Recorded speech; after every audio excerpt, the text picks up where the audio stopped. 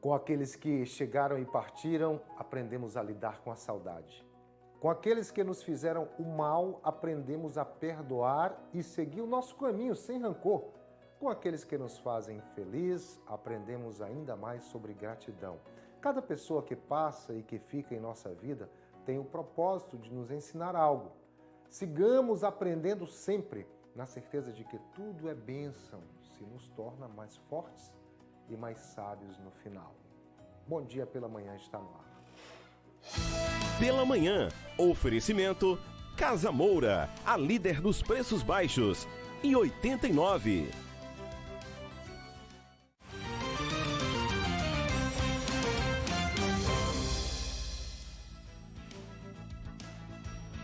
Está no ar, Pela Manhã, com Flávio Henrique. Oi, bom dia para você, tudo bem com o senhor, com a senhora, com o garoto aí, com o jovem, com o acadêmico, com o estudante, com o profissional liberal, com o servidor público, com o trabalhador, com você nativo aqui de Caxias, com você visitante. Sejam bem-vindos todos os bairros de Caxias, interligados a partir de agora no Pela Manhã, canal 10.1 Digital TV Guanaré.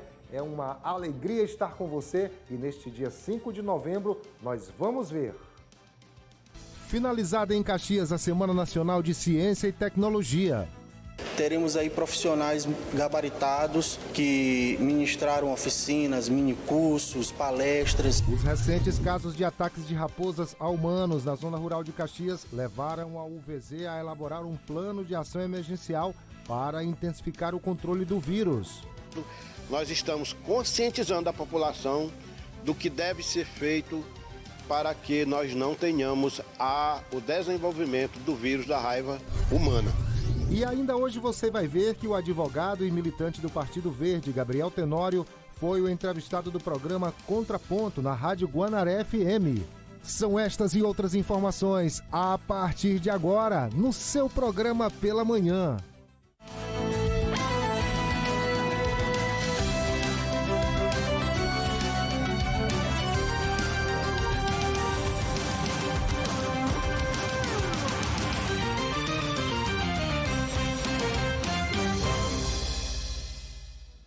Vem pra cá que tem muita coisa boa, olha, além disso, hoje nós temos a advogada a doutora Priscila Brito falando o seguinte, o assunto é interessante.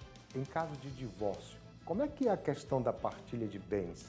Quem tem direito ao quê no casal? Tudo isso é importante. De repente eu não desejo isso para você, mas de repente você está passando por um processo de divórcio ou vai passar, é interessante saber. Também se conhece alguém que passa pelo problema, tá bom? Pela situação. Bom, 981 11 43 83 é o telefone do Flávio Henrique para você entrar em contato comigo mesmo. Você manda mensagem diretamente para mim e eu interajo aqui com você nesse número 981 11 4383. E para começar o programa, os casos de polícia.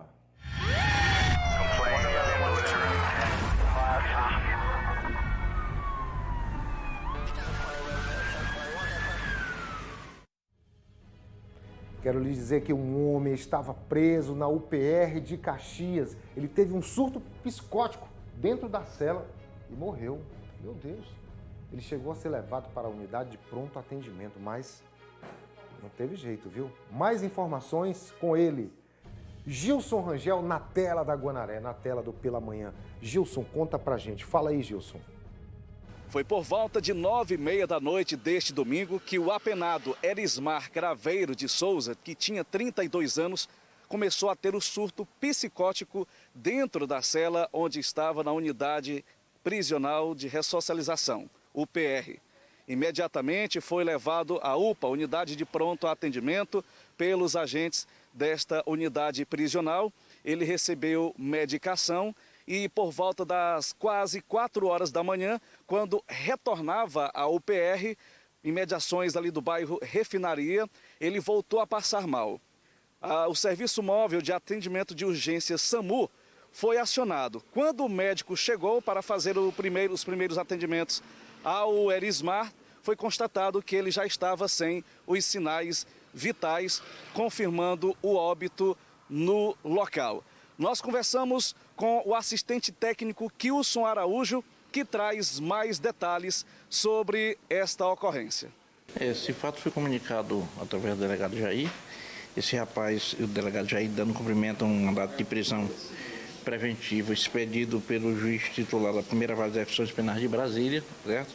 Ele foi encaminhado lá para a UPR no dia 1º de novembro, através do delegado Jair, que deu cumprimento ao mandato, certo? Ontem, por volta, segundo o que está apurado aqui, por volta das 21h30, ele surtou dentro da cela, né? E começou-se a debater dentro da cela. O levaram para a UPA, ele foi medicado e quando retornava, ele parou de se bater na viatura, chamaram a unidade do SAMU, o médico quando chegou afirmou que ele já estava em óbito. De imediato o delegado Jair acionou, o corpo foi encaminhado para o IML para ser necropsiado. Na necrópsia, segundo o médico legista, não foi evidenciado nenhuma lesão externa e nem interna. Foi feita a coleta de material para exames laboratoriais, tipo coleta de sangue, estômago, fígado, coração, pulmão, e vai ser encaminhado para laboratório para se ver o que é a causa da morte. Tanto é que a declaração de óbito foi expedida pelo médico legista, né, como ainda com morte a esclarecer, porque não tinha visivelmente nem externo, nem interno, nem nada, nenhuma lesão que o levasse a óbito. Tá aí esse caso, né? Claro, morte a esclarecer e será esclarecida sim, sem dúvida alguma, companheiros. Com certeza.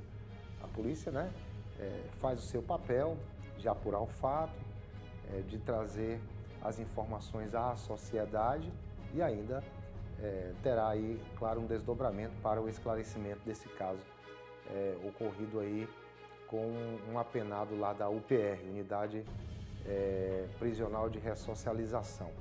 6h12, a Polícia Civil de Caxias efetuou a apreensão em flagrante do adolescente de 17 anos, autor, confesso, do homicídio ocorrido na tarde do último domingo. Vocês lembram, né?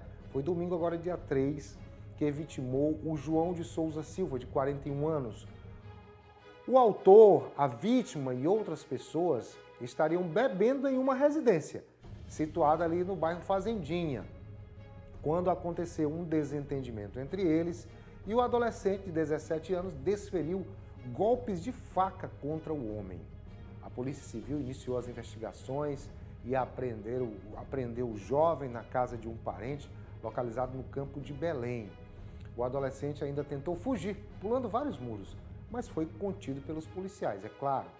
A faca usada no crime também foi apreendida. O jovem, você está vendo a imagem desfocada dele, é claro, porque se trata de alguém de 17 anos, né? O jovem infrator, ele foi apresentado ao delegado Jair Paiva, que lavrou o respectivo auto de infração de adolescente infrator. A gente sabe que no Brasil tem que ser chamado assim, né, de adolescente infrator, e ainda não pode mostrar o adolescente infrator que cometeu, né, segundo a lei tem que dizer que foi uma infração, mas na verdade ele matou mesmo, viu? 6h14, e vamos ver o que é destaque na área policial do Estado. A primeira ocorrência, viu, Façanha? Essa ocorrência ela vem da capital maranhense. Quando diz que é da capital, eu fico nervoso, eu fico com medo. O que será que vem? É a Ilha Nervosa. É a Ilha Nervosa.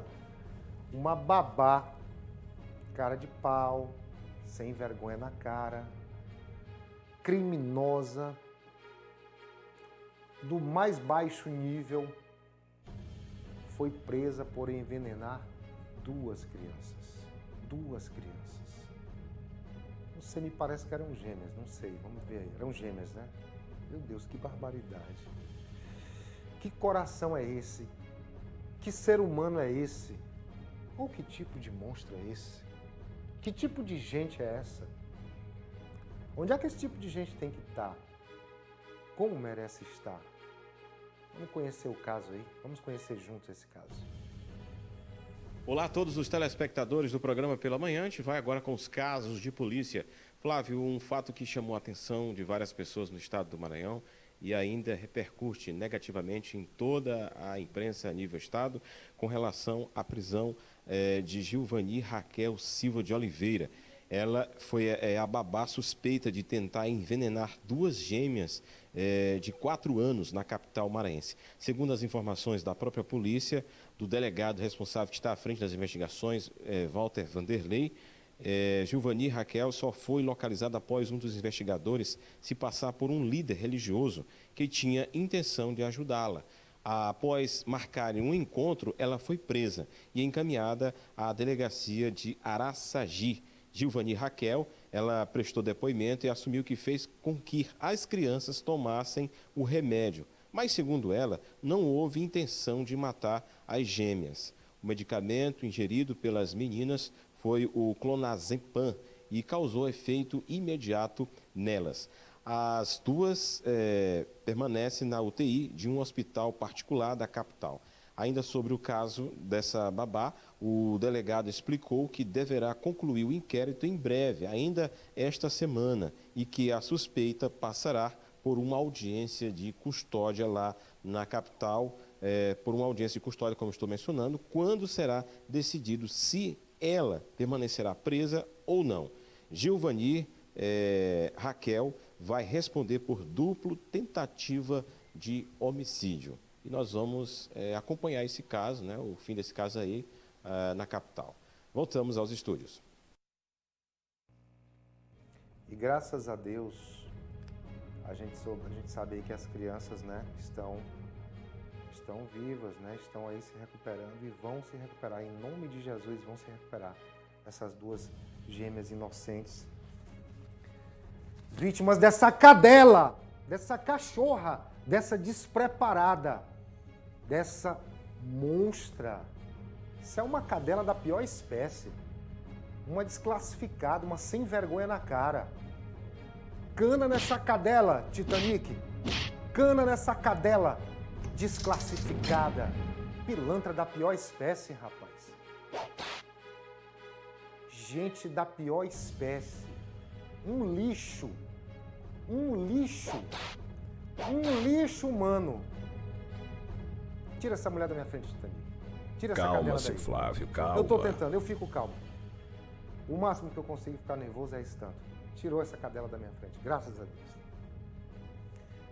Quem é mais próximo de mim, da família, sabe o quanto que eu sou, assim, um fanático por crianças e por idosos. Por quê? Porque são 2 extremos da fragilidade e da inocência. Então, eu sou fanático por essas categorias de seres humanos. Muito. Eu fico indignado realmente quando eu vejo alguma barbaridade dessa com criança, viu? Sinceramente. 6:18. O próximo caso vem da cidade de Arame. Lá um recém-nascido, olha aí, outra situação com criança. Recém-nascido que foi encontrado chorando dentro de uma caixa de um cemitério da cidade. É isso mesmo, Catarina? Pelo amor de Deus. Não, gente. Tenhamos paciência para suportar tudo isso. Tenhamos nervos. Catarina, vou tomar meu remédio mais cedo hoje. Viu? Na hora que terminar aqui os casos de polícia, daqui a pouco, antes das 7. Tem que ser. Vamos ver esse caso aí. Pois é, Flávio, de volta com os casos da área da polícia. E agora a gente traz aqui outra informação de um recém-nascido que foi encontrado por uma mulher no município de Arame, no estado do Maranhão. O menino de poucos dias de vida chorava dentro de uma caixa de papelão e chamou a atenção de algumas pessoas que passavam pelo local onde estava depositada esta caixa. A mulher resolveu procurar o bebê e em seguida levou para o hospital da cidade. O pequeno bebê, o garotinho, não apresentava nenhum ferimento, mas recebeu os cuidados rapidamente dos médicos. Agora a família do bebê está sendo procurada e o responsável deve responder por abandono de incapaz. A mulher que encontrou a criança se dispõe a adotá-la, né? Triste, lamentável aí, uma criança que foi encontrada dentro da caixa de papelão, abandonada aí nessa cidade no estado do Maranhão. Segue com você aí nos estúdios. Eu não vou nem comentar, chega de emoção para mim por hoje, emoção negativa. Eu só digo uma coisa, se esse bebê chega na minha porta, eu crio com todo carinho, com todo amor. Eu fico e não deixo mais levar não, meu amigo. Entro na justiça para não ficar com ele. Ó, eu vou tomar logo meu remédio, viu, Catarina? Não dá para esperar para mais tarde, não. Abre aí para mim, Catarina, por favor. Não tô conseguindo abrir, não. Tem que tomar mais cedo hoje. Era 7, mas tem que tomar logo. Depois dessas coisas aí, pelo amor de Deus. Povo monstruoso, gente. Vem mais para cá. Obrigado. Povo monstruoso, gente. Plínio, eu vou tomar logo, viu, Plínio? Tem a vinhetinha? Tem? Então vamos se cuidar mais cedo hoje, depois dessas barbaridades. Pela manhã. Ah, sim, assim dá para segurar. Ó, 6h21, doutora Priscila Brito já está por aqui, já vai falar desse tema, mas vamos logo encerrar os casos de polícia, né? Encerrando aqui os casos de polícia.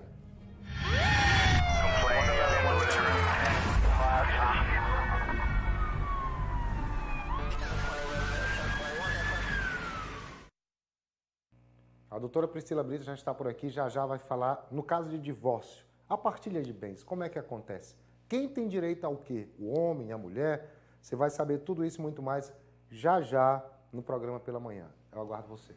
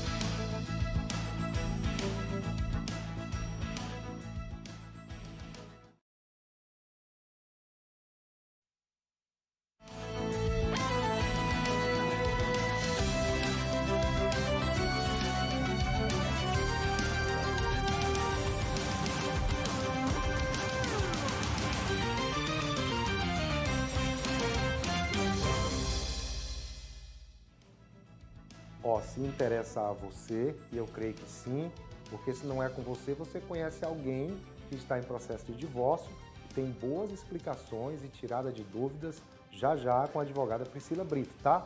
E continue mandando mensagem aqui pro meu WhatsApp para eu homenagear você aqui dentro do programa, dar aquele alô, aquele bom dia, parabenizar alguém, 981 11 43 83. Mas vamos agora falar de esportes? Ele vai falar de esportes. Mano Santos, bom dia, bem-vindo. Bom dia, Flávio. Bom dia para você que acompanha o Pela Manhã. E a gente já começa falando de Taça Libertadores da América, a menos de 3 semanas para a final marcada para Santiago, lá no Chile. Mas hora que pode isso não acontecer. A Conmebol marcou para hoje uma reunião de contingência, reunião às pressas, para definir se a final vai ou não acontecer lá em Santiago. Você sabe que há mais de 3 meses o Chile vive questões políticas internas, conflitos internos, e para completar ainda, de anteontem para ontem, teve um abalo sísmico, que foi registrado também lá no Chile. Então, tudo isso levou a crer que a menos de 3 semanas para a final da Copa Libertadores da América entre Flamengo e River Plate, a situação tem que ser definida logo. E aí, o que se pensaram? As alternativas para onde essa final poderia ir. Seria para o Uruguai, Montevidéu no Uruguai. A diretoria do Flamengo pretende bater o pé, se caso seja colocado isso em questão, porque isso iria beneficiar os argentinos em questão de deslocamento. Seria para o Paraguai em Assunção? Não, porque o Paraguai já vai sediar a final da Taça Sul-Americana. E aí a Conmebol não permite que no mesmo ano, o mesmo país, a não ser em situações como essa, possa sediar aí 2 finais de competições sul-americanas. Seria no Equador, em Lima, no Peru, por exemplo, outra opção? Não, porque há bem pouco tempo o Peru deveria sediar o Mundial Sub-17, mostrou que não tinha condições administrativas para fazer isso, e o Brasil herdou esse Mundial, inclusive está acontecendo no Brasil a competição que deveria acontecer lá no Peru. Então, essas 3 alternativas, pode uma delas acontecer, apesar de todas essas situações que eu acabei colocando para você e para o telespectador.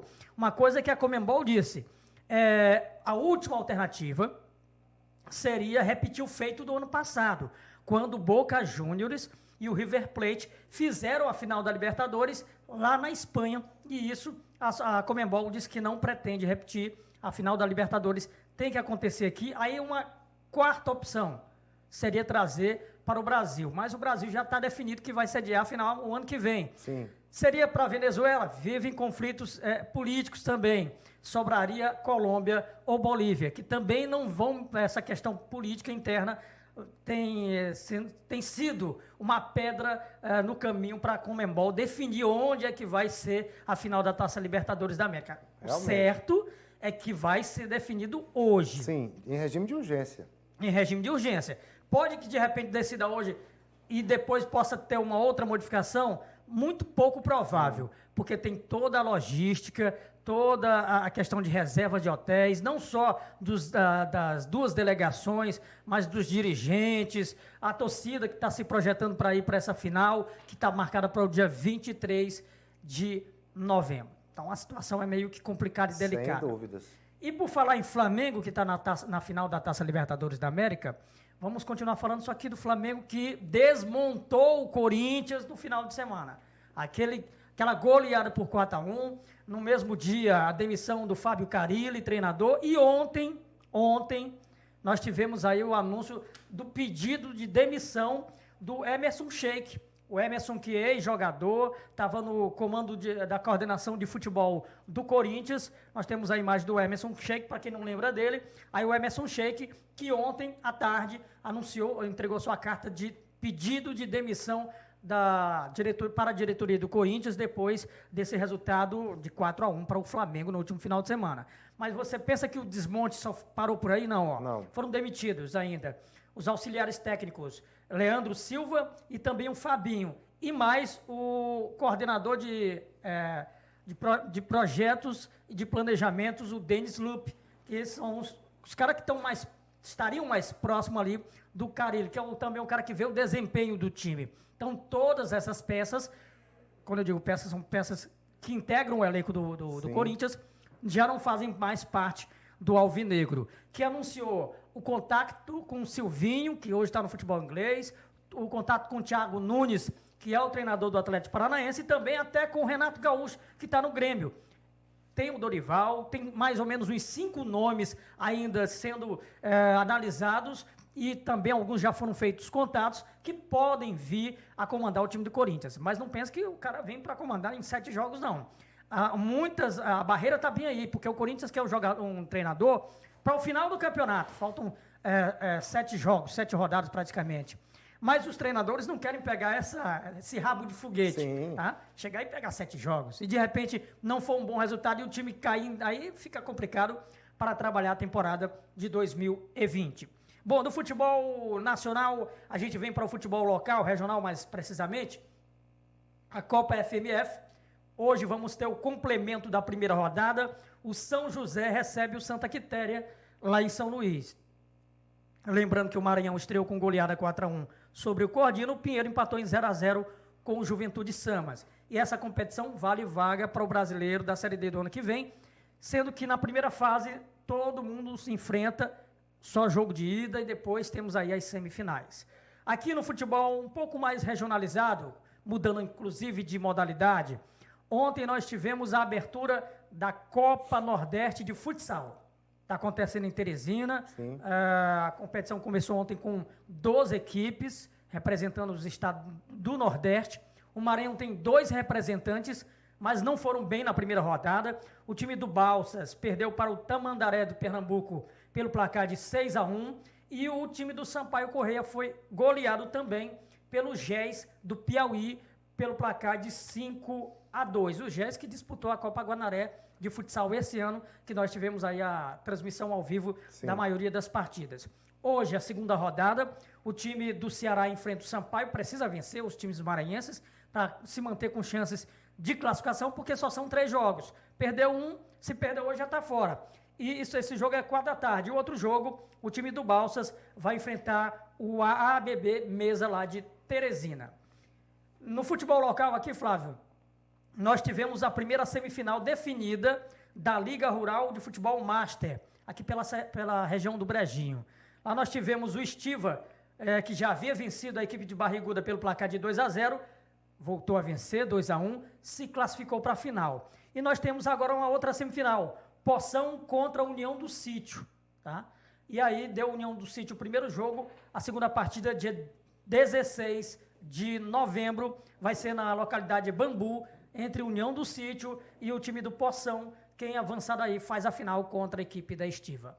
E para a gente fechar nossa participação, você lembra do projeto SEAC, Seleção de Atletas de Caxias? Tem a Girolim à frente desse projeto. Sim. Já revelou algumas atletas do futebol e do Futebol Society para o futebol, para as equipes do Piauí.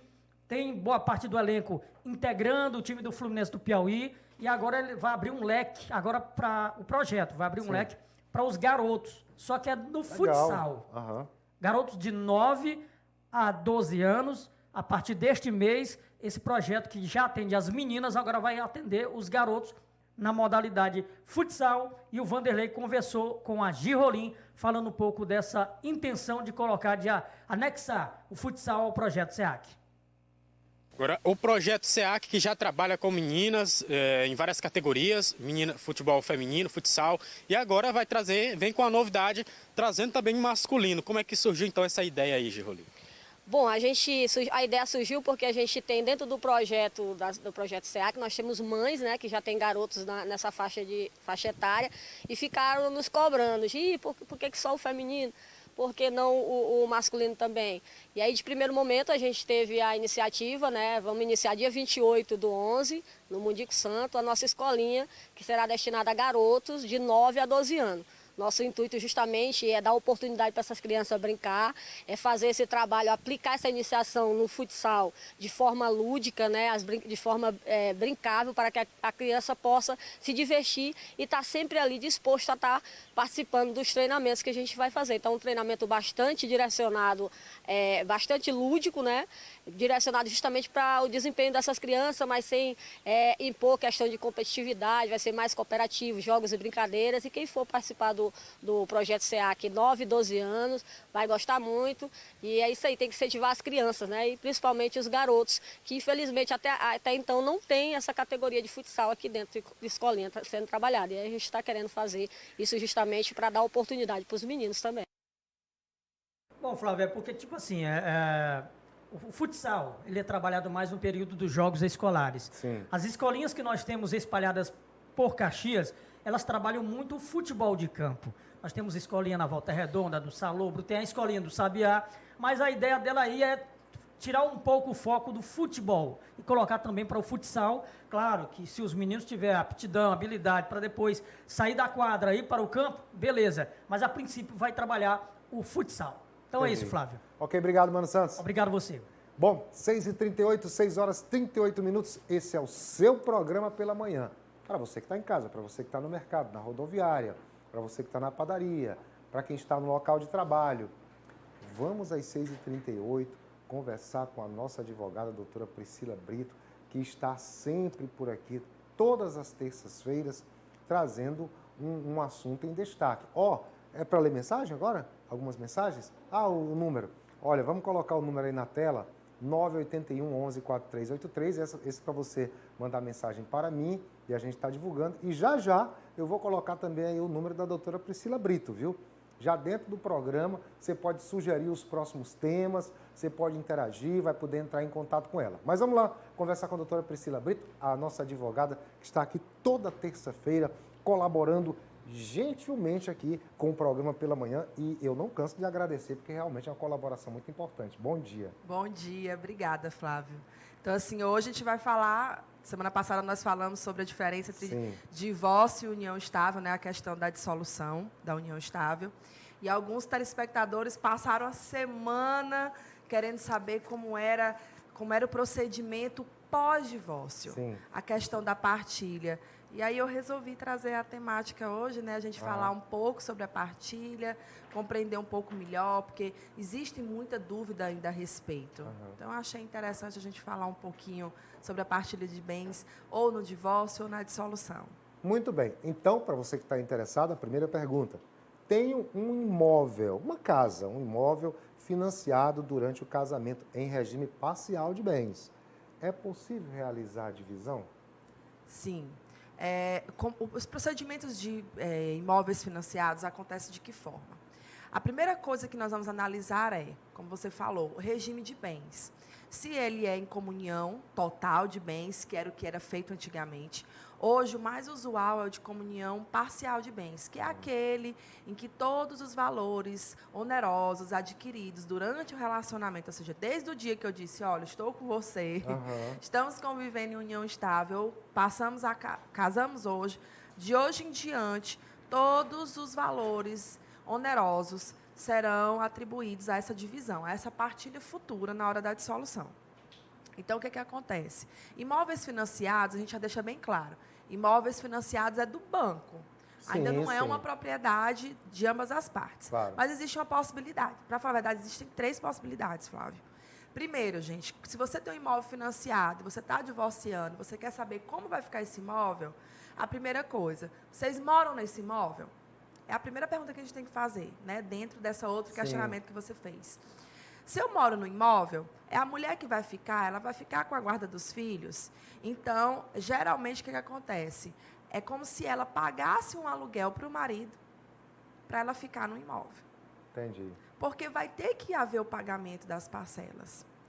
Ou a segunda hipótese, ou vão no banco, comunicam o divórcio, até porque, geralmente, esses financiamentos utilizam a renda do casal. Então, comunica-se que uma das partes está encerrando o relacionamento, que está saindo da propriedade, da posse daquele imóvel, e aí, nesse caso, um deles passa a assumir. Então, no caso, o adquirente, o que ficou com o financiamento, ele vai passar para outra parte do relacionamento, só os que já foram pagos, né? Os valores que foram pagos. Vai ressarcir para a outra parte. Então, isso se for em regime parcial de bens. Se for em regime total, ele vai dar o integral. Tudo que foi pago. Não só as parcelas durante o relacionamento. Mas tudo que foi pago, metade vai para outra parte desse divórcio. Sim. Então, quer dizer que, para falar a verdade, tem muito essa dúvida, porque geralmente as pessoas dizem assim, não, é a mulher que fica com o imóvel, ela está ficando com o filho. Não. Se for de comum acordo, a mulher fica com o imóvel, porque geralmente ela fica com a guarda das crianças, mas, nesse caso, ou ela assume o financiamento, ela ressarce o ex-marido dos valores, o que já pagou, ou ela simplesmente comunica ao banco que ela vai assumir as prestações, e aí essa comunicação, ou eles ficam de comum acordo e ambos ficam pagando. Porque, geralmente, quando tem filhos, acaba o ex-marido, ele diz, não, a gente vai dividir essa parcela, até porque vai ser um bem que vai ficar para as crianças. E no caso no caso aí, o financiamento, nós estamos falando, né, do que já foi pago, se for feito melhorias no imóvel. Tem gente que faz muitas melhorias, né, gasta um dinheirão, pega um imóvel simples e investe muito. Os dois investiram. As benfeitorias também podem ser repartilhadas. Né? Se no início do casamento o imóvel valia um valor, e futuramente também há o direito à indenização com relação às benfeitorias úteis. Né? Que fique claro, benfeitorias úteis. Muito bem. Aqui tem uma questão assim, um exemplo. Minha esposa comprou um carro com a herança que recebeu. Veja se encaixa isso em você ou em alguém que você conhece. Relançando a pergunta, um exemplo. Exemplo da esposa que comprou um carro com a herança que recebeu. Tem o direito a ele também? Infelizmente, não. Não. Bens adquiridos de herança, eles não agregam a partilha. No caso do regime de bens parcial. Né? Se eu me casei de forma parcial, os bens adquiridos de herança, eles não agregam aquela minha partilha. Ou seja, se eu comprei um carro com a herança que eu ganhei da minha mãe ou do meu pai, Então, nesse caso especificamente, o meu marido não vai ter direito àquele bem na hora da partilha do nosso divórcio. Então, ele não vai ter direito. Agora, se eu casei em comunhão total de bens, aquele universal, aí sim, nesse caso, especificamente, aí teria direito. Tudo que vier para ela ou para ele, os dois têm direito. Tudo que vier vai ter direito. Muito bem. Então, eu acabei até de ver, Flávio, uma dúvida que às vezes você pode ter, né? O nosso telespectador pode ter.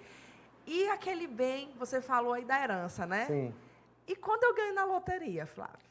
Boa pergunta. Tá aí. Né? E quando eu ganho na loteria? E aí, né? Quantas vezes a gente não vê... a gente já viu vários casos, né? Sim. Que a pessoa ganha na loteria e o outro vem, infelizmente, pratica algum delito, decorrência, porque acha que não tem direito. Gente, você tem direito, viu? Então, assim, não precisa... Independente de comprar o bilhete juntos? Independente disso, independente do regime. Sim.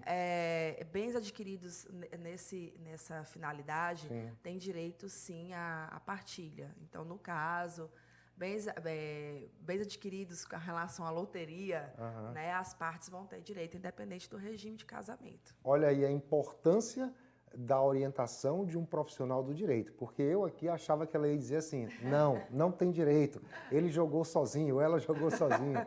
Incrível como é que o direito, tem, Flávio, direito, pois tem. Muito interessante. Algumas pessoas podem ser que não teriam essa dúvida, né, mas partilha meio a meio. E a mulher lá em casa que vive fazendo jogo para eu pagar e eu esqueço de pagar, eu não dou a menor confiança, não, eu vou passar hoje eu prometo passar lá e pagar, esqueço, ela se zanga, o bilhete rasga. Vou pagar todos os bilhetes, minha querida. 6h46, a doutora Priscila vai continuar por aqui. Nós vamos fazer só um intervalinho. Nós estamos falando aqui de partilhas de bens no processo de divórcio. Tem muita coisa interessante ainda para falar. Ela vai continuar por aqui. Daqui a pouco a gente vai colocar o telefone na tela. O telefone da doutora Priscila, que está com um retorno incrível. As pessoas estão procurando bastante, graças a Deus. Voltamos já depois do intervalo.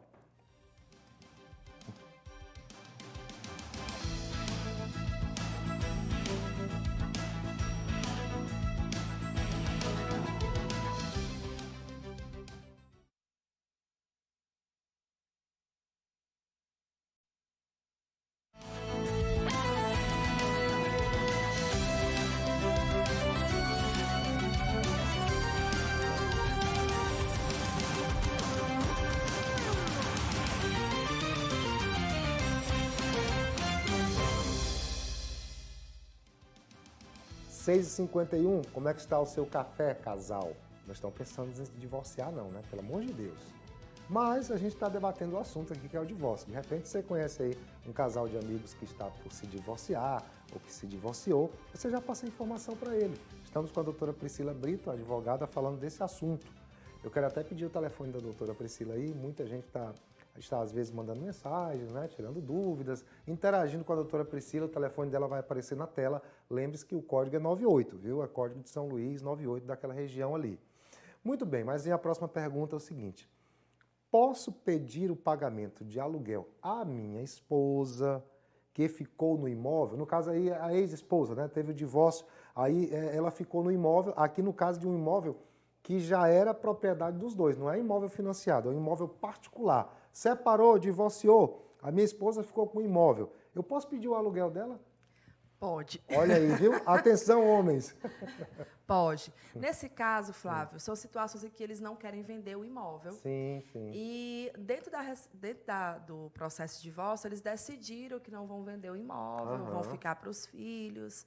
Mas, enfim, ela não é proprietária, ela não foi partilhado esse bem, não houve discussão, só houve divórcio. Ainda é dos Uma dois. coisa importante, Flávio, é que o divórcio ele pode ser homologado antes mesmo da partilha. Ou seja, eu posso me considerar divorciado e a partilha aí há longos anos. Ah, tá. Porque acho que a maior discussão do processo de divórcio é exatamente com o que cada um vai ficar. Isso. A preocupação das partes é o que eu tenho de direito e o que você tem de direito. Então, acaba postergando um pouco o processo em decorrência da partilha de bens. Mas, nesse caso, se a mulher permanece, ou o homem, e aqui a pergunta do telespectador foi exatamente a esposa, né? Então, nesse caso, há sim a possibilidade de uma cobrança de aluguel, porque ela está usufruindo do bem. Então, existe, sim, essa possibilidade, até porque ele não está ganhando nada, a outra parte. Sim. Então, existe a possibilidade de uma cobrança de aluguel. E, falando de aluguel, Flávio, também é importante. No caso de divórcio, você está com um imóvel locado, é importante fazer a comunicação para o locatário, né? Para o locador. Então, entre as informações, locatário e locador precisam ter essa comunicação para informar, porque geralmente ou é o homem que faz o contrato, ou é a mulher. Então, quem fica no imóvel tem que informar também essa questão do divórcio para saber quem vai ficar responsável sobre o pagamento do aluguel. Então, é outro ponto relevante com relação ao divórcio. Muito bem. 6h54, estamos conversando com a doutora Priscila Brito, falando de partilha de bens no processo de divórcio. Está aí na tela o telefone dela. Atente-se para o código 98, viu? O código é 98, é o WhatsApp profissional da doutora Priscila Brito para você entrar em contato. Código 98 9190 7009. Um número muito fácil. Bom, o telespectador mandou uma mensagem e pergunta o seguinte: doutora, quem trai perde os direitos na divisão de bens? Eu creio que essa pergunta aqui, muita gente é interessada nessa pergunta, porque muitos dos divórcios acontecem por traição, né? Exatamente. Então ele quer saber, o telespectador, se quem trai perde o direito na divisão dos bens? Flávio, quando me perguntaram isso, e por isso que eu lhe informei essa questão, porque eu achei muito interessante, porque as pessoas tendem, antigamente essa ideia de que quando a pessoa abandonasse o lar... Olha, a maior pergunta que vem para mim. Doutora, se eu sair de casa, eu vou ter direito a ficar com o bem, ficar com a casa? É uma pergunta. E a segunda é, doutora, minha esposa me traiu, ou meu esposo me traiu. Eu tenho provas. Ela tem provas, então ela não tem direito a nada. Uhum. Infelizmente, mesmo com os casos de adultério, infelizmente, ela vai ter os mesmos direitos porque houve a aquisição do bem durante a relação. Sim. Isso não impõe nenhum obstáculo com relação à partilha de bens. Sim. Pelo contrário, o que pode constituir é uma agilidade no processo, é uma prova fiel de que o relacionamento já findou, é uma possibilidade de uma indenização, mas nada a ver com partilha de bens. Então, gente, atentai. Pelo amor de Deus, agora não vamos começar a ir atrás, porque existe a possibilidade da partilha. Não, gente, fique claro. Isso, assim, é um mito com relação aos procedimentos do divórcio. Isso é um mito que é utilizado, até porque antigamente realmente haveria essa possibilidade. Sim. Mas hoje, com a nossa evolução do direito, com a questão da realidade das pessoas, né? Hoje o Instituto do Casamento ele é muito falho. A nossa lei ela foi feita a situações bem pretéritas. Então, a gente tem que ter cuidado com as informações que a gente passa e com as informações que a gente leva para a gente. Né? Então, tenha cuidado. Com relação à questão do adultério do casal, isso não impede, em hipótese alguma, a partilha de bens. Sim. Isso, o que pode acontecer é uma indenização, algum requerer, nesse caso, mas nada a ver com partilha. Eu vou ter total direito à partilha, mesmo havendo a suposta traição. Muito bem. Então, que não aconteça com você, mulher, pelo amor de Deus. Mas, de repente, se vier a acontecer, né, saiba que o seu ex terá direito, né? Muito bem. A próxima pergunta aqui é a seguinte.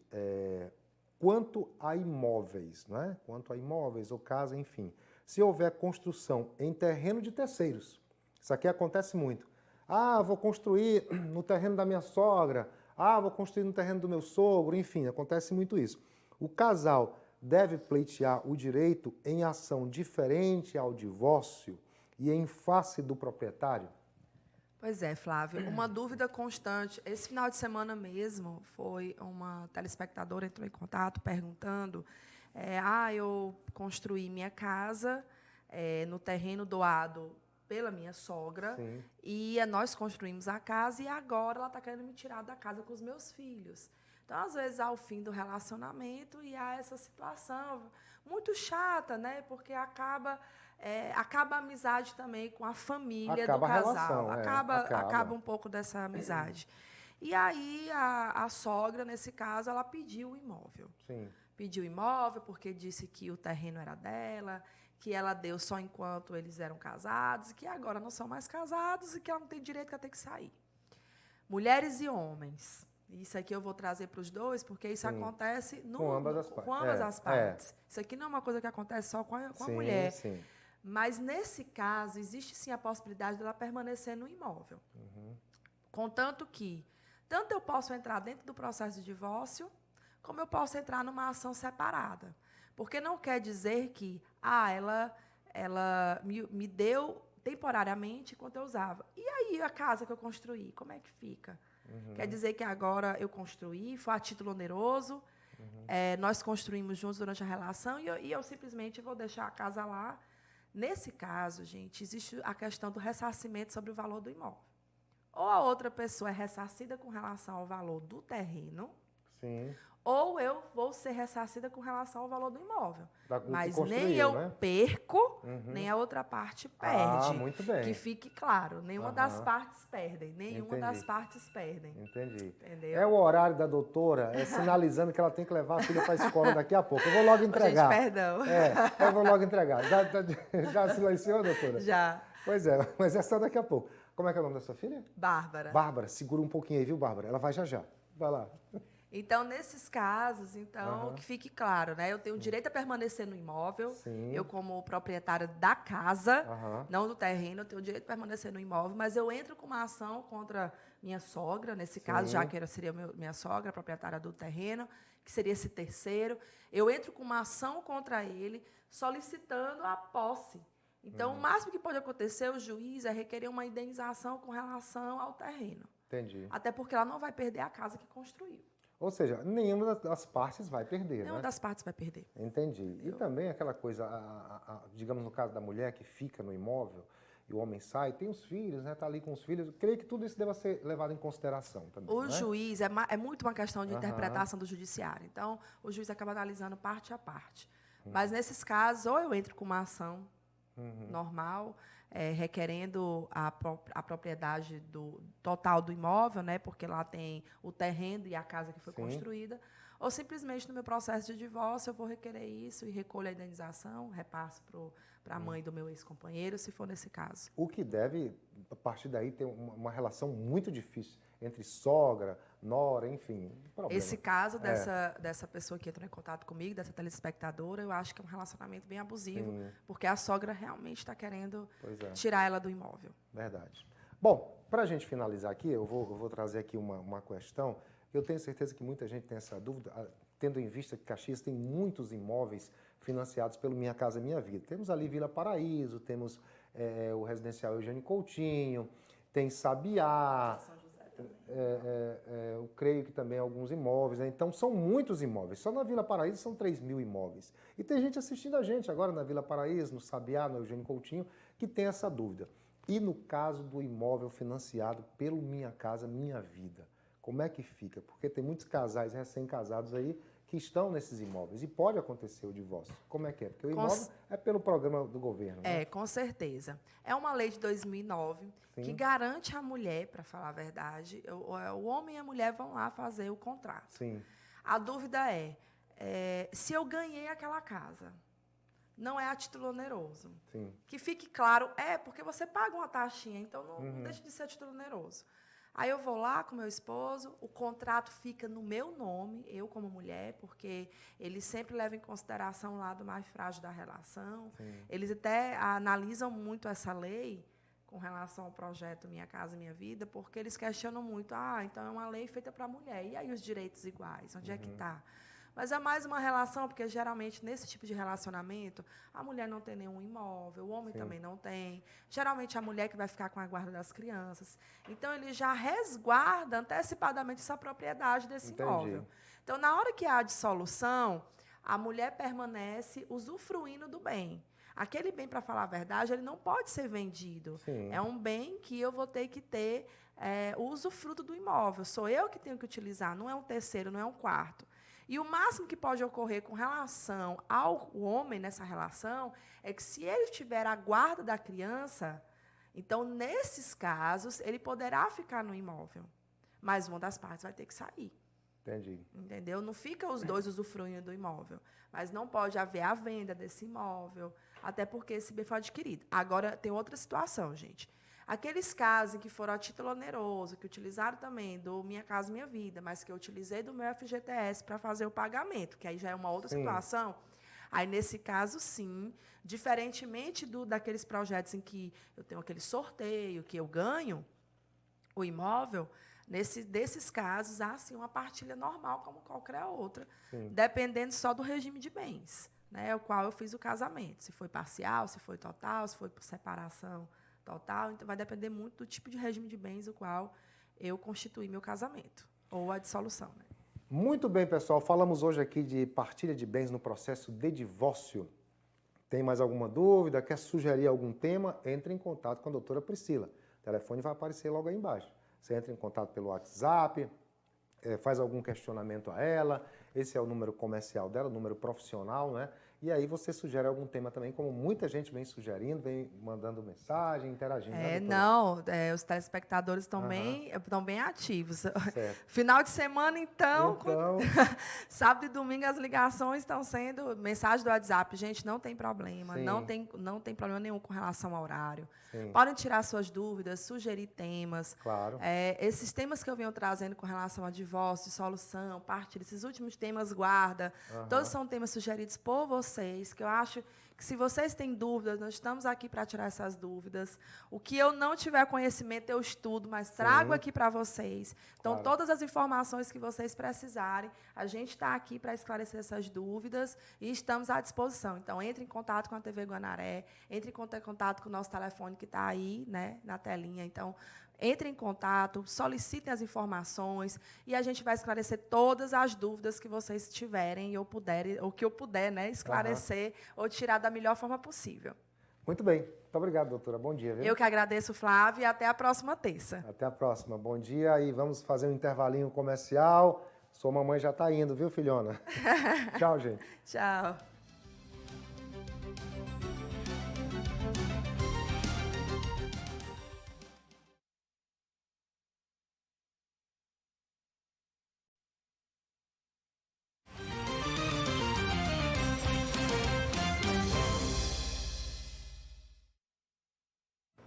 Sete horas e 9 minutos, 7h09.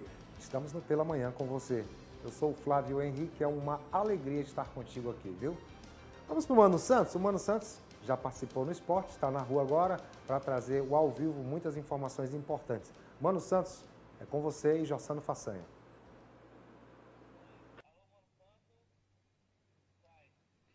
Muito bem, Flávio. Diariamente a gente faz as nossas entradas que a gente fazer os ao vivos aqui dentro do programa Pela Manhã, em qualquer parte da cidade, mas constantemente nós estamos por aqui pelo Mirante da Balaiada trazendo assuntos pertinentes. E não poderia ser diferente hoje, porque é sobre o Mirante da Balaiada que nós vamos falar. É porque esta obra construída na atual administração do prefeito Fábio Gentil, inaugurada em abril do ano passado, passou a concorrer este ano ao Prêmio Nacional do Turismo. O Mirante da Balaiada, que foi idealizado para valorizar a questão do Morro do Alecrim, palco, inclusive, de um dos maiores marcos conflitos da Guerra da Balaiada, aí foram incorporadas ao Mirante, porque o Mirante não é apenas a passarela que as pessoas estão acostumadas a subir, algo em torno aí de 10 metros acima do chão até ver a vista panorâmica da cidade. O Mirante, a ele foi incorporado também o Memorial da Balaiada, as ruínas da Balaiada.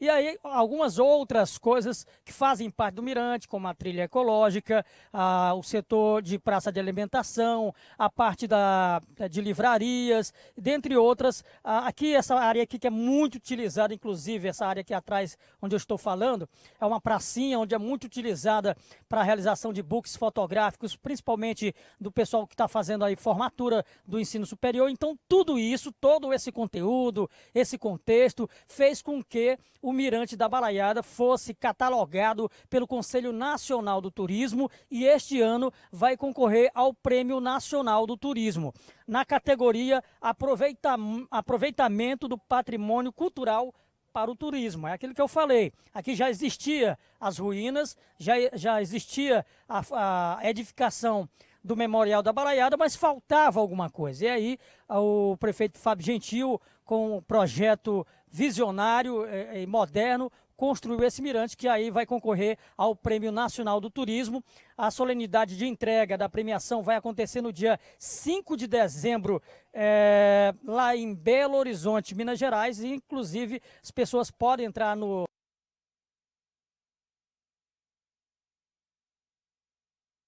votação para, quem sabe, ajudar ainda Caxias a ter, porque Caxias é o único município do Maranhão a ter aí um patrimônio, aí uma construção incluída nesse Prêmio Nacional do Turismo. Então vamos aguardar que a gente possa realmente, no dia 5 de dezembro, termos aí um resultado exitoso nessa escolha. E por falar no prefeito Fábio Gentil, ontem ele esteve participando da Rádio Guanaré FM, do programa Café com o Prefeito, e ele falou de um outro investimento que logo deve estar chegando para a população caxiense. De uma reunião recente que ele esteve com o governador em exercício Carlos Brandão, juntamente com o deputado estadual Zé Gentil, esteve em São Luís, conversando da possibilidade da implantação em Caxias, já agora para o início de 2020, de um restaurante popular. Sim, um restaurante popular para oferecer alimentação saudável por um preço acessível às pessoas, que já temos em outras cidades, como Codó, Açailândia, Colinas.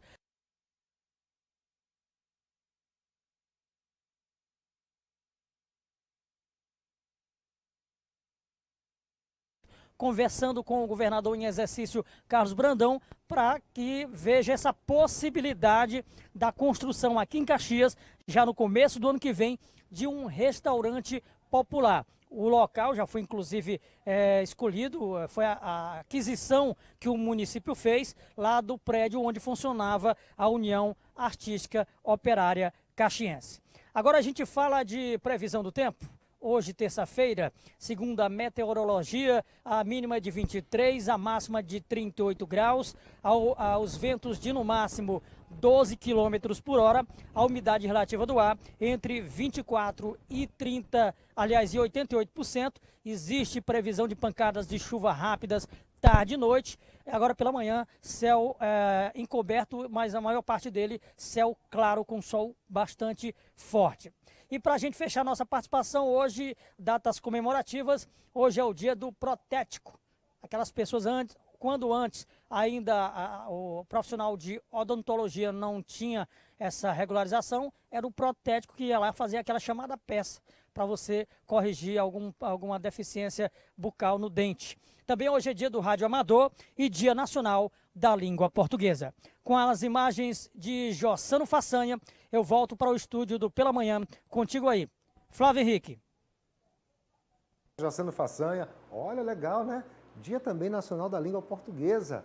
Parabéns, minha querida Catarina de Melo, que é letrada, não é? Formou-se em letras, professora, né, Catarina de Melo. Legal, Catarina, bacana. Não é à toa que você é produtora deste programa, Catarina. 7 horas e 16 minutos. Gente, quantas mensagens chegando aqui. E a gente fica tão feliz, tão feliz. Um abraço para você, Sara, que está aí na Pampulha assistindo a gente. Elizabeth está na Trizidela. O Carlos, o homem do ar-condicionado. Ele disse que é para chamar ele assim. Ô, homem do ar-condicionado, um abraço para você, meu amigo. O Silvestre está aí no Residencial Eugênio Coutinho. Alô, Silvestre, um abraço para ti, rapaz. A Juju está no ponte assistindo a gente. Bom dia para você, Juju. O Albino, que está aí na Trizidela com a família. Alô, Albino na Trizidela. Bom café da manhã para você, rapaz. Por que não mandou a foto do café aí, Albino? E a Thalita está no Campo de Belém. Um abraço para você, Thalita. Não é Thalita, é Thalita mesmo. Um abraço para ti, Thalita. E eu quero mandar aqui um bom dia especial para a família Ferreira. Essa família linda, maravilhosa, simpática. Essa família que me convidou ontem para ir no fim da tarde, comer um bolo, tomar um café na residência. E eu fiquei muito feliz. Um abraço para vocês. A conversa foi muito bacana, muito produtiva. Fiquei muito feliz pelo convite de vocês. E agradeço também às pessoas que quase que diariamente me mandam mensagem aqui perguntando: você pode vir na minha casa? Será que a gente poderia tomar um café e conversar? Podemos sim, não tem problema nenhum. Eu vou aqui, a gente vai visitando na medida do possível as pessoas, sempre contactando com a gente. Eu fico feliz. E você vai também, Catarina? Na próxima eu vou levar a Catarina. Tá querendo ir também a Catarina. É uma pessoa muito agradável. Cafezinho com bolo frito. Não, a gente não reclama não, viu? É muito bolo frito quando eu vou. Sempre tem bolo frito. Eu gosto de um beijozinho também. Obrigado pelos convites que estão chegando aqui, convidando a gente para tomar um café no fim de tarde. Muito obrigado, viu? Agradeço muito. A Sheila da Vila Conquista. Um alô para Sheila e toda a família na Vila Conquista. Abraço para você, Sheila, na Vila Conquista. Obrigado a vocês, obrigado pela audiência. Sempre, a gente fica feliz quando sabe que as pessoas têm, assim, um carinho por nós, né? Essa amizade, essa aproximação, muito legal mesmo. Bom, finalizada em Caxias a Semana Nacional de Ciência e Tecnologia. Este ano, o evento trouxe como tema as diferentes formas de utilização da bioeconomia. Vamos ver por quê.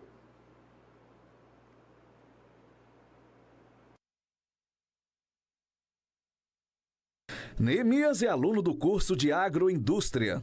No minicurso de Desenvolvimento de Bebidas, adquiriu conhecimento sobre o processamento de um produto que para ele achava ser difícil. Algo que eu particularmente inicialmente achava muito difícil, mas quando eu cheguei aqui, esse preconceito foi totalmente quebrado, que é algo que eu posso fazer em casa, que é algo que eu posso fazer, por exemplo, para eventos ou para algumas outras coisas e que pode complementar a minha renda, além de influenciar no meu conhecimento. Daniele Gonçalves foi quem ministrou o minicurso para o Neemias e outros alunos. Foi do TCC que ela teve a iniciativa de produzir o licor de hibisco.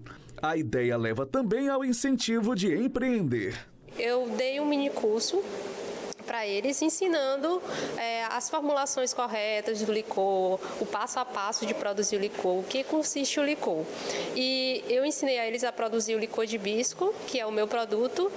É por meio de experiências como essa que o objetivo do evento aproxima a ciência e a tecnologia para o cotidiano da população, com o estímulo da bioeconomia, diversidade e desenvolvimento sustentável. Com certeza, por conta de termos essa infinidade de áreas, teremos aí profissionais gabaritados que ministraram oficinas, minicursos, palestras, e os nossos alunos, e não só os nossos alunos, como toda a comunidade que fez parte, está fazendo parte dessa nossa semana, tem aprendido para aplicar na sociedade. A 16ª Semana Nacional de Ciência e Tecnologia do IFMA Caxias tem encerramento nesta sexta-feira, no auditório do próprio campus, em uma solenidade que renderá premiação para os participantes desta jornada científica. Teremos premiação para o primeiro, segundo e terceiro lugar de todas as apresentações em pôster por área e também primeiro, segundo e terceiro lugar das apresentações orais. Além do que, os 10 trabalhos destaques do nosso evento. Parabéns, parabéns pelo evento, viu? 7h20, 7h20. Gente, vamos tocar de novo nesse assunto porque é importante. Ataques de raposas a humanos na zona rural de Caxias. Esses ataques levaram a Unidade de Vigilância de Zoonoses, a UVZ, a elaborar um plano de ação emergencial para intensificar o controle do vírus da raiva. Você vai ver agora como foi esse encontro. Caxias elaborou um plano de ação emergencial para intensificar o controle e prevenção do vírus da raiva em raposas e morcegos. Membros de vários órgãos de vigilância e saúde do estado foram convocados para uma reunião na UVZ de Caxias. Objetivo: criar estratégias de combate ao vírus. Você descobriu um animal silvestre, principalmente o que nós estamos sabendo agora, que são os maiores ataques até agora só de raposa. Se você está vendo ela durante o dia, dentro do seu habitat, não é? Como humano, o certo é você se precaver. Né? Se você está dentro da sua casa, não vá sair para ir de encontro com esse animal. Não vai instigar seus animais domésticos a ter uma contenda com esse animal. Deixa ele seguir o curso do destino dele, para onde ele vai. Esse é meu conselho. Sabe por quê? Porque a raposa, infelizmente, é uma vítima do maior vilão que nós temos, que é o morcego. Em junho deste ano, foi registrado o primeiro ataque de raposa infectada com a doença a uma pessoa do povoado Centro do Lenir, 1º distrito. Ao todo, 24 localidades da zona rural tiveram registros de raposas com comportamento atípico, que despertaram a atenção de vários profissionais. A partir do momento que o humano ele é atacado, então ele já tem que procurar o serviço, né? Qual o serviço que a gente tem? É a UPA, né? A UPA ela atende prontamente a pessoa que foi agredido, ou por cão, ou por gato, ou por macaco, ou por raposa também, né? Não só agressão. O apelo que eu faço é qualquer pessoa que tenha tido qualquer tipo de contato. Viu a raposa, pegou nela, pronto, vá no médico. É melhor a gente prevenir do que remediar. Sempre digo isso porque é verdade. A prevenção é o melhor caminho. Até agora, foram 4 ataques de raposas a humanos na zona rural de Caxias. Há indícios também de possíveis animais infectados na região de São João do Soter. Onde eu acredito que o município de São João do Soter deve tomar as devidas providências, as medidas necessárias com o seu conjunto de atores para acompanhar de perto o que pode se desenvolver ali dentro da fronteira para dentro do município de São João do Soter. Porque nós aqui já estamos fazendo o nosso papel. Nós estamos vigilantes, nós estamos investigando, nós estamos conscientizando a população do que deve ser feito para que nós não tenhamos o desenvolvimento do vírus da raiva humana. Por enquanto está silvestre, não é? E nós não queremos chegar a tanto. Tá aí, minha gente, o município está fazendo a sua parte através da Secretaria Municipal de Saúde, UVZ, né? Os órgãos de saúde, vigilância epidemiológica, enfim. E, na verdade, o grande vilão disso aí não é a raposa. O grande vilão é o morcego, que é o que transmite, né, o vírus para a raposa e que, por sua vez, enraivada, né, com o vírus, começa a aparecer durante o dia, o que não é um costume da raposa, o que não é peculiar da raposa. Aparece durante o dia, começa a atacar animais, começa a atacar seres humanos e tem ocorrido na zona rural do nosso município. Quero aqui até parabenizar essa grande equipe guerreira da Unidade de Vigilância de Zoonoses, o coordenador, o diretor-geral, o Natanael dos Reis, a Meriane ali no Núcleo de Educação e Saúde, toda essa equipe, toda a equipe dos agentes, todos. E as equipes que são parceiras, né, colaboradoras e parceiras. Nesse dia aí tinha uma equipe também da cidade de Timon, que veio também compartilhar as informações, compartilhar a apresentação aí desse plano de enfrentamento a essas ocorrências que têm sido registradas aqui na zona rural de Caxias. 7h25 já? 7 horas e 25 minutos. O advogado e militante do Partido Verde, Gabriel Tenório, foi o entrevistado do programa Contraponto na Rádio Guanaré. Por mais de 1 hora, ele falou do momento político no município de Matões e falou da projeção para as eleições do ano que vem. Nós vamos ver agora. O programa Contraponto, apresentado por Augusto Neto, Julimar Silva e Caio Mota, que vai ao ar todos os sábados, das 12h30 às 14 horas na Rádio Educativa Guanaré FM e é transmitido também pela TV Guanaré, recebeu neste sábado o advogado Gabriel Tenório, da cidade de Matões. Durante a entrevista, ele afirmou que trabalha para colocar mais uma vez seu projeto político à disposição da população em 2020. Primeiro, agradecer mais uma vez a participação no programa hoje, foi de grande valia. Acredito que quem se propõe a fazer política, a discutir política, não deve ter medo de expor suas ideias e expor seus pensamentos. E hoje foi uma oportunidade grande para mim. Agradeço a todos os ouvintes e ao sistema de comunicação por me dar essa oportunidade. E a gente está buscando levar para você, telespectador, para você ouvinte, um contexto mais político a partir de agora, tendo em vista o pleito que está se aproximando em 2020. E é necessário que a população tenha um esclarecimento acerca dos possíveis candidatos que vão surgir, seja em Caxias, seja em toda a região dos Cocais.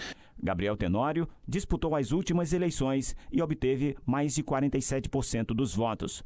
Durante o programa, ele destacou as principais carências do município de Matões e afirmou que dará prioridade à saúde caso seja eleito nas próximas eleições. A cada dia, sem exceção, a gente tem recebido adesões seja de populares, seja de ex-pré-candidatos. E isso a gente vem construindo esse momento, esse sentimento de mudança que vem aumentando. Então, refletindo o sentimento de crescimento e de mudança que a população espera. O advogado disse ainda que tem feito sua política de forma propositiva e tem denunciado, tanto pelas redes sociais quanto pelos mecanismos legais através do Ministério Público, o que acha que são direitos da população. Ele agradeceu ao apoio do prefeito de Caxias, Fábio Gentil, e do deputado estadual Zé Gentil. Disse ainda que confia na população do município e sente que o povo tem clamado por mudanças na forma de fazer política em Matões. Hoje o Fábio é um dos maiores líderes do Maranhão e, sem dúvida, é o maior líder da nossa região. E ter ele no nosso palanque, com a administração exitosa que ele vem fazendo em Caxias, que serve de exemplo, é muito gratificante. E essa experiência e esse entusiasmo que ele e o seu Zé, que é nosso deputado estadual, hoje tem com a nossa pré-candidatura, nos fazem ter a certeza de que a gente está no caminho certo. Tá aí, gente, ó, o programa Contraponto, que está numa projeção incrível, numa audiência enorme. E aí, nesse caso aí, ouvindo uma liderança, né? Uma liderança lá da cidade de Matões, onde foram discutidos assuntos importantíssimos. E a nossa Rádio Guanaré FM, que chega lá em Matões, né? Quero lembrar que o Contraponto, a cada sábado, traz um entrevistado com um tema relevante para ser discutido com os apresentadores aí, também com a população. E quero também aqui lembrar que a nossa Rádio Guanaré FM 105,9 tem um rol de programas maravilhosos, é impressionante. Tem gosto para tudo. Tem o jornalismo, tem o informativo, tem o Madrugadão com o nosso amigo Andrade Peso Pesado, já começa com ele, né? O Madrugada Nordestina, já começa de 4 da manhã, aí segue, vai a manhã todinha, vai à noite, vai até 2 horas, né? A programação vai até 2 horas. Gente, é uma programação diversificada. E o quadro de apresentadores é muito bom. Profissionais de alto nível aqui na Rádio Guanaré FM 105,9. Então, parabenizar aqui a toda a equipe do Contraponto, né? A todos.